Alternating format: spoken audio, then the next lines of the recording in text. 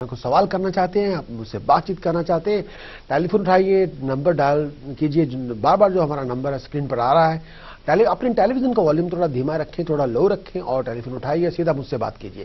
Telephone उठाइए, अपना नाम या नाम का पहला अल्फाबेट, डेट ऑफ बर्थ, जन्म तारीख और पैदाइश किस जगह हुई है उस जगह का नाम, यानी प्लेस ऑफ बर्थ आपकी कौन सी है। अगर आपके पास टाइम ऑफ बर्थ है तो बहुत अच्छा, अगर टाइम ऑफ बर्थ है नहीं है तो कोई मसला नहीं है। आप अपने बारे में कोई भी सवाल ज्योतिष चर्चा में पूछ सकते हैं और ज्योतिष दर्शन से हम आपकी कुंडली निकालेंगे और आपके सवाल का पूरा जवाब देंगे। और ये पूछ सकते हैं कि आने वाला फ्यूचर आपका कैसा होगा, और आपका कोई पर्टिकुलर जो क्वेश्चन है, जो उसका कोई उपाय पूछना चाहते हैं, अपने बारे में कोई जेम स्टोन पूछना चाहते हैं, कौन सा स्टोन आपको पहनना चाहिए, और अगर कोई प्रॉब्लम से गुजर रहे हैं, किसी मुश्किल दौर से गुजर रहे हैं, कुछ सलाह मशवरा ज्योतिष दर्शन के हिसाब से आप करना चाहते हैं तो आप मुझसे बात कर सकते हैं। हर वीक की तरह आज भी हम बात करेंगे हमारे ज्योतिष दर्शन में ज्योतिष चर्चा के बारे में। पिछले 2 हफ्तों में हमने बात की थी काल सर्प योग के बारे में। ये जो बहुत से जो एसेंशियल टॉपिक्स हैं, जो हमारे ज्योतिष का एक बहुत ही अभिन्न अंग है, उनका एक एसेंशियल पार्ट है, उससे जैसे मंगलिक के बारे में बताया था, फिर अष्टकुष्ट विचार जो कंपैटिबिलिटी के बारे में बात की थी, और फिर हमने काल सर्प योग के बारे में बात की थी। आज मैं बात करना चाहता हूं हमारे जो पितृ ऋण हैं, जो कई बार बच्चे पैदा होते हैं, बड़े हो जाते हैं, कई बार उनको ये नहीं पता कि अपनी प्रीवियस लाइफ से इस लाइफ में कौन से डेट्स लेके आ गए हैं, और कई बार उसकी वजह से हमारे जन्म कुंडली में कुछ ऐसे साइंस ये होते हैं, अगर हम उन ऋणों को, उन डेट्स को पे कर दें तो जिंदगी बहुत आसान हो सकती है। कई बार हम सब कुछ करते जाते हैं लेकिन कोई बात बनती नहीं, तो कई बार बहुत से सवाल कहते हैं जी मेरी किस्मत ही खराब है। लेकिन किस्मत अगर खराब है तो क्यों नहीं आप किसी से पूछ लेते, कुछ सलाह मशवरा कर लेते।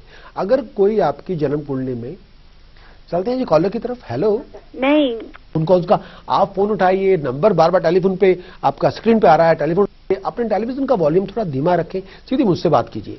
नाम, date of birth, place of birth, time of birth और अपनी जो पर्टिकुलर्स बता के आप अपने बारे में कोई सवाल पूछ सकते हैं, कोई सलाह मशवरा ले सकते हैं, और कोई भी आपकी जो चिंता बनी हुई है उसका कोई निवारण कर सकते हैं। चलते हैं ज्योतिष चर्चा की तरफ। आज हम ज्योतिष चर्चा में अगर हम मुझे मौका मिला तो हम बात करेंगे पितृ ऋण के बारे में। पितृ ऋण आज हम बात करेंगे कि अगर आपकी जन्म कुंडली में 5वें घर में, अगर आपकी जन्म कुंडली के 5वें घर में शनि बैठ जाए, शुक्र बैठ जाए या राहु बैठ जाए, तो आप पितृ ऋण पिछले जन्मों का लेके इस जन्म में आ जाते हैं। तो इस पितृ ऋण का मतलब ये होता है कि ऐसे जो लोग होते हैं कई बार बहुत नास्तिक हो जाते हैं, किसी भी भगवान, ईश्वर, खुदा पर कोई यकीन नहीं रखते, बहुत ही ज्यादा ओवर प्रैक्टिकल, ओवर कॉन्फिडेंट हो जाते हैं, हर बात पे खुद पसंदी बहुत होती है कि जो मैं कहता हूं वो ठीक है, ऐसे बहुत ज्यादा हो जाता है। और ऐसे जो अगर जो इस तरह के लोग जो पितृ ऋण लेके आते हैं तो उसके जो सिम्टम्स इस तरह के होते हैं जिंदगी में। एक चलते हैं जी कॉलर की तरफ। हेलो। हेलो आती और हमसे बात नहीं करती, तब हम ज्योतिष चर्चा के बारे में बात करेंगे। भाई अगर राहु आपके या शनि आपके या शुक्र आपके पंचम भाव में हो तो आप पितृ ऋण लेके आते हैं। तो ऐसे लोग कई बार नास्तिक किस्म के होते हैं, खुद पसंदी के होते हैं। ऐसे लोगों की जिंदगी में कानूनी दाव पेश बहुत हो जाते हैं, लीगल अथॉरिटी की तरफ से, जैसे टैक्स, एक्साइज, VAT वालों की तरफ से फाइन हो सकता है, दिल की तकलीफ हो सकती है, या कई बार कोई कसूर नहीं होता तब भी सजा मिल सकती है। और ऐसे लोगों की जिंदगी में स्ट्रगल बहुत रहता है, यानी कि लाइफ के पहले जो 42 ईयर्स है उसमें स्ट्रगल बहुत होता है, कई बार वाइफ के साथ बनती नहीं है, झगड़ा होता रहता है। तो ये एक पितृ दोष का एक सबसे बड़ा है। लेकिन इसका एक निवारण मैं आपको ये कहता हूं, अगर आप कर सकते हैं कि किसी मंदिर में गायत्री महायज्ञ करवाएं और साथ में लंगर लगा दें, या किसी गुरुद्वारा साहब में जाके संपत पाठ करवाएं 7 दिनों का या 11 दिनों का, वहां भी लंगर लगवाएं, इससे इस दोष से मुक्ति हो जाएगी, आपका ये भार जिंदगी के लिए चला जाएगा। लेकिन अगर आपकी कुंडली में ये भार तब होगा अगर आपकी जन्म कुंडली में शनि, शुक्र या राहु पंचम भाव में, इनमें से कोई भी ग्रह बैठ जाए, तो ये भार इस तरह का होता है कि ऐसे लोगों की अनसिक्योरिटी बहुत होती है। लेकिन इससे ये उसका निवारण हो जाएगा। अब दूसरा जो पितृ ऋण को बात करेंगे वो मातृ ऋण है, मां का ऋण है। अगर आपकी जन्म कुंडली में 4थे घर में केतु विराजमान हो जाए, केतु नीच होकर बैठ जाए, केतु वैसे विराजमान हो जाए, ऐसे लोगों की, चलते हैं जी कॉलर की तरफ। हेलो। हेलो। हाँ, कह रहा था कि अगर आपकी जन्म कुंडली में 4थे घर में केतु हो तो आप मातृ ऋण लेके आ जाते हैं। अगर ऐसे आपकी कुंडली में, किसी की कुंडली में केतु 4थे घर में बैठ जाए तो ऐसा होता है कि ऐसे जो लोग होते हैं आप कई बार अपनी मां की ज्यादा परवाह नहीं करते, माँ की ज्यादा इज्जत नहीं करती, माँ के साथ कोई ना कोई कश्मकश चलती रहती है, माँ के साथ जो रिश्ते होते हैं वो तनाव वाले हो जाते हैं। जिंदगी में एक स्टेज ऐसी आ जाती है जैसे ऐसे लोग माँ को अपनी जिंदगी से अलग कर देते हैं, या माँ बाप माँ की खास तौर से सुनते नहीं है, माँ के साथ ज्यादा बनती नहीं है। और ऐसे जो उसका असर होता है, क्योंकि ये कॉज एंड इफेक्ट वाली बात है, कॉज एंड इफेक्ट। इफेक्ट जो उसका ये होता है कि कई बार जिंदगी में इस स्टेज पे आ जाते हैं कि कोई इनकी हेल्प नहीं करता, सभी जो प्रोफेशनल एफर्ट्स होती है वो वेस्ट हो जाती है, बहुत बड़ा कर्जा चुकाना पड़ता है, और कोई यानी मानसिक शांति नहीं होती, जैसे पीस ऑफ माइंड नहीं होती। कई बार अपनी ही हरकतों की वजह से पीस ऑफ माइंड डिस्टर्ब हो जाती है। तो हमारी ज्योतिष चलती रहेगी, चलते हैं हम कुंडली में केतु चौथे घर में हो तो आप मातृ ऋण लेके आ जाते हैं, कई बार पीस ऑफ माइंड नहीं होती, कई बार माँ के साथ बनती नहीं है, कई बार ऐसे लोग वक्त के साथ जिंदगी में माँ को अपनी जिंदगी से अलग कर देते हैं। लेकिन उसका जो इफेक्ट होता है वो ये होता है कि जिंदगी में कई बार माँ, चलते हैं जी कॉलर की तरफ। हेलो हेलो हेलो हेलो, हाँ जी नमस्कार जी, हेलो। चलते हैं जी ज्योतिष चर्चा की तरफ फिर। यानी कि ऐसे जो इसका इफेक्ट ये होता है कि माँ के साथ जो इस तरह के जो ऋण होते हैं, केतु चौथे घर में हो तो उसका जो मेन लॉन्ग टर्म इफेक्ट ये होता है कि ऐसे लोगों की जो बहुत लॉन्ग टर्म एफर्ट होती है उसका कोई बहुत बड़ा रिवार्ड नहीं मिलता, बहुत ज्यादा कोशिश करने के बाद भी कामयाबी नहीं मिलती। और जिंदगी में, चलते हैं जी कॉलर की तरफ। हेलो हेलो, आपके लगन में हो, बुध अकेला भी लगन में हो, या चलते हैं जी कॉलर की तरफ। हेलो, पता कि अगर आपकी जन्म कुंडली में लगन में बुध हो या अष्टम भाव में 8वें घर में बुध बैठ जाए, या लगन में केतु बैठ जाए और या अष्टम भाव में केतु बैठ जाए, तो इसका जो ये एक बहुत बड़ा पारिवारिक ऋण हम इसे मानते हैं। कई बार सभी कुछ अचीव करके इंसान का खत्म भी हो जाता है, बहुत बड़ा अचीवमेंट्स होके सभी कुछ खत्म भी हो जाता है। इस तरह कई बार दुखों का अंबार लग जाता है और बहुत से प्रॉब्लम, बहुत कॉम्प्लिकेशन हो जाती है। कई बार अपने ही रिश्तेदार या दोस्त मित्र दुश्मनी करने शुरू कर देते हैं, दुश्मनी या एनिमोसिटी डेवलप कर लेते हैं और बहुत नुकसान पहुंचा देते हैं।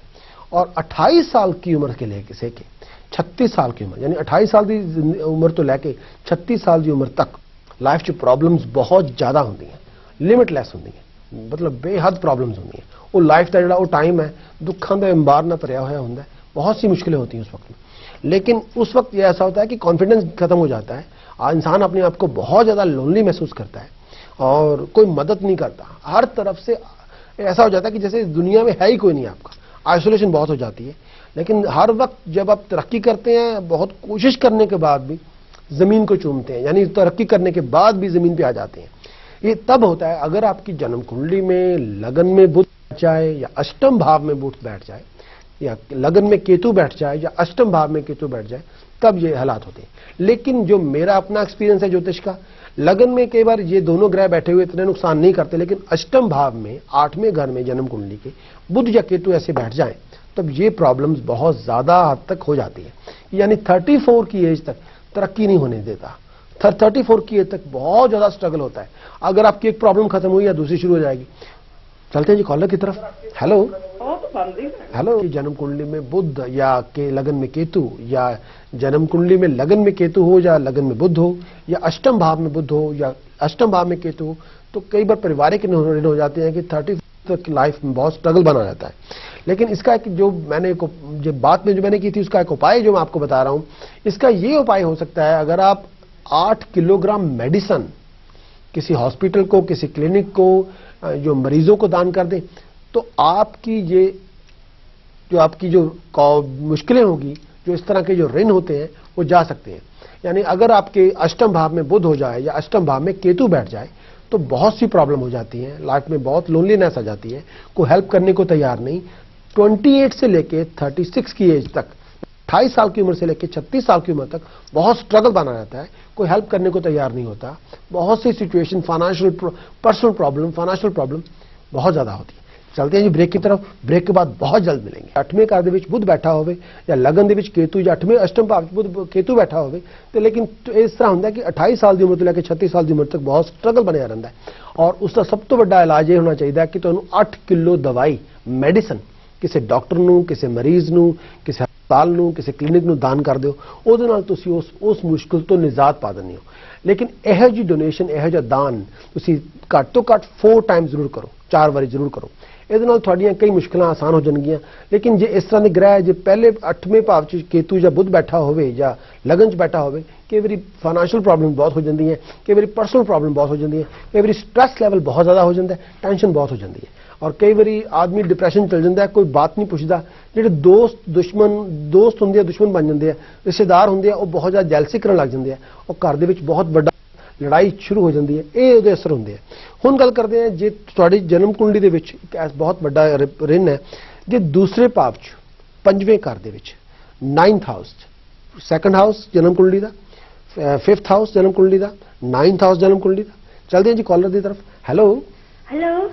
और अगर आप अपने बारे में सवाल करना चाहते हैं, आपको पता है टेलीफोन नंबर बार बार स्क्रीन पर आ रहा है, टेलीफोन उठाइए, टेलीविजन का वॉल्यूम थोड़ा धीमा रखें। टेलीविजन को जब मेरे से बात करें तो भाई आप टेलीफोन पर ज्यादा ध्यान रखें, टेलीविजन पर कम ध्यान रखें, सीधी मुझसे बात कीजिए।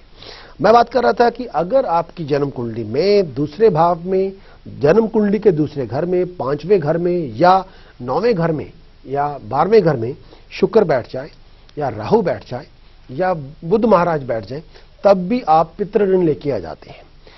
इस तरह के अगर पितृ ऋण जो हो, जिस तरह मैंने कहा कि बुध बैठ जाए 2nd, 5th, 9th, 12th house में, या शुक्र महाराज बैठ जाए 2nd, 5th, 9th, 12th house में, या राहु बैठ जाए 2nd, 5th, 12th और 9th हाउस में, तो इस तरह का जो पितृ ऋण होता है उसकी वजह से कई बार इंसान की जिंदगी में बहुत बड़े फाइनेंशियल लॉस होते हैं।